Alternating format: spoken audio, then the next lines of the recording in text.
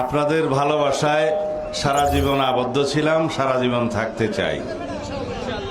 আপনাদের খেদমত করার সুযোগ আল্লাহ রাব্বুল আলামিন যদি দেন, তাহলে এটাই হবে আমার জন্য জীবনের সবচেয়ে বড় পাওয়া।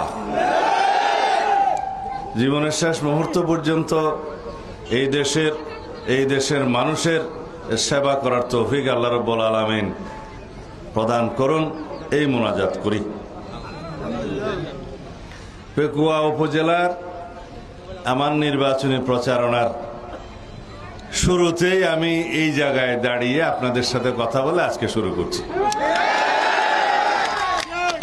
এখান থেকে যে শিলকালি হয়ে, বারোবাকিয়া হয়ে, টৈটং হয়ে, রাজাখালী হয়ে, তারপরে পেকুয়া, তারপরের দিন আমরা পেকুয়া, মংনামা, ওজানটিয়া হয়ে 2 দিনে নির্বাচনের পুরাদমে কার্যক্রম যখন শুরু হবে, তখন ইনশাআল্লাহ আরো বিভিন্ন জায়গায় একদম ঘরে ঘরে যাওয়ার চেষ্টা করব, যতটুকু আল্লাহ তৌফিক দেয়।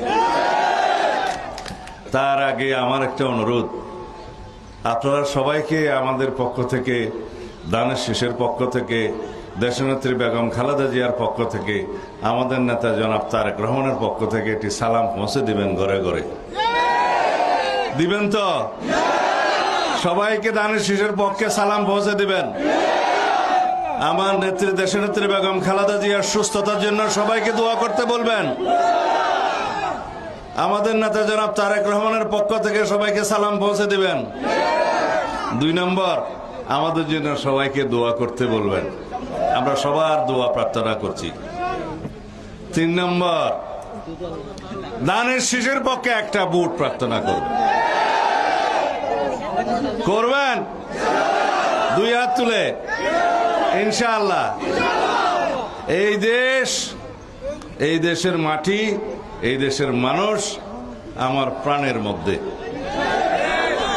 আপনারা জানেন ইনশাআল্লাহ আগামীতে জনগণের সমর্থনে, আল্লাহ রাব্বুল আলামিনের অশেষ রহমতে যদি বিএনপি রাষ্ট্র পরিচালনার দায়িত্বপ্রাপ্ত হয়, সরকার গঠন করে, তাহলে এই পেকুয়া চকরিয়া যত যা কিছু উন্নয়ন আছে ইনশাআল্লাহ ভরপুর উন্নয়ন হবে।